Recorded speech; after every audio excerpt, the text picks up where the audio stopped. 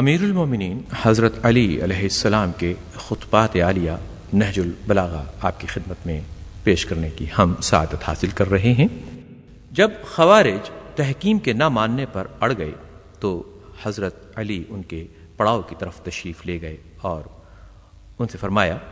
کیا تم سب کے سب ہمارے ساتھ صفین میں موجود تھے؟ انہوں نے کہا، ہم میں سے کچھ تھے اور کچھ نہیں تھے۔ تو حضرت علی نے فرمایا کہ پھر تم دو گروہوں میں الگ الگ ہو جاؤ،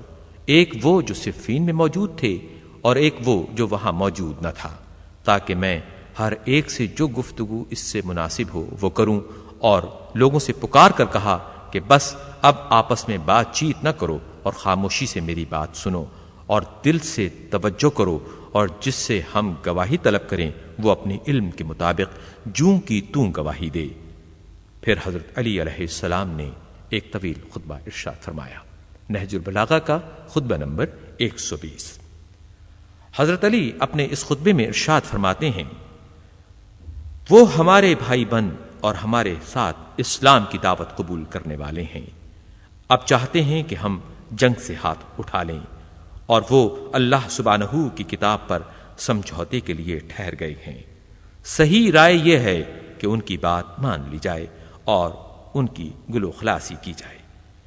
تو میں نے تم سے کہا تھا کہ اس چیز کے باہر ایمان اور اندر کینہ و عناد ہے، اس کی ابتدا شفقت و مہربانی اور نتیجہ ندامت و پشیمانی ہے،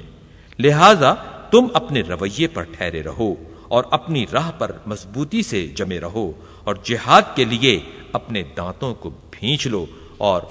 اس چلانے والے کی طرف دھیان نہ دو کہ اگر اس کی آواز پر لبیک کہی گئی تو یہ گمراہ کرے گا، اور اگر اسے یوں ہی رہنے دیا جائے تو ذلیل ہو کر رہ جائے گا۔ لیکن جب تحکیم کی صورت انجام پا گئی تو میں تمہیں دیکھ رہا تھا کہ تم ہی اس پر رضامند تھے۔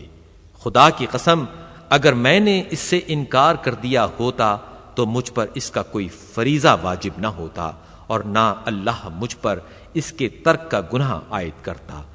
قسم بخدا، اگر میں اس کی طرف بڑھا تو اس صورت میں بھی میں ہی حق پرست ہوں جس کی پیروی کی جانی چاہیے، اور کتاب خدا میرے ساتھ ہے،